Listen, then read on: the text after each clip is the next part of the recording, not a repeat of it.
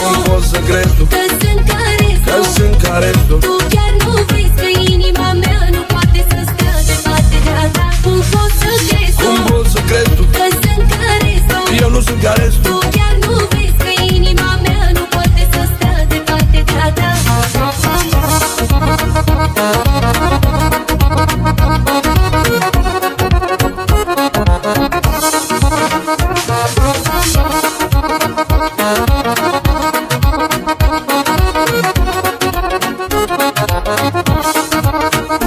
M-aș certa cu părinții mei, aș pleca departe de ei.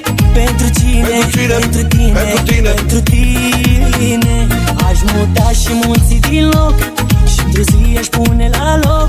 Pentru cine? Pentru tine, Pentru tine, știi prea bine. pentru tine. Cum poți să crezi tu Cum poți să crezi tu că sunt ca restul? că sunt ca restul? Tu chiar nu vezi că inima mea nu poate să stea departe de a ta. Cum poți să crezi tu Cum poți să crezi tu că sunt ca restul? Eu nu sunt ca restul. Tu chiar nu vezi că inima mea nu poate să stea departe de a ta.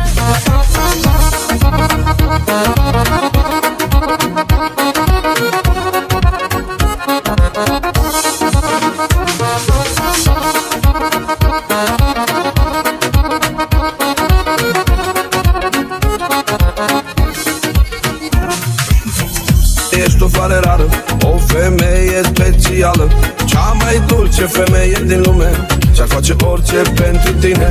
Cum poți să crezi tu că aș putea să stau fără iubirea ta? O zi nu cred că aș rezista de nu te-aș vedea în fața mea. Aș lua stelele de pe cer și cu luna aș face la fel. Pentru cine? Pentru tine, Pentru tine, pentru tine. pentru tine. Aș opri și timpul în loc și oceanelor le-aș da foc. Pentru cine? Pentru tine, pentru tine, știi prea bine. pentru tine. Cum poți să crezi Cum tu poți să crezi tu că sunt ca restul? că sunt ca restul? Tu chiar nu vezi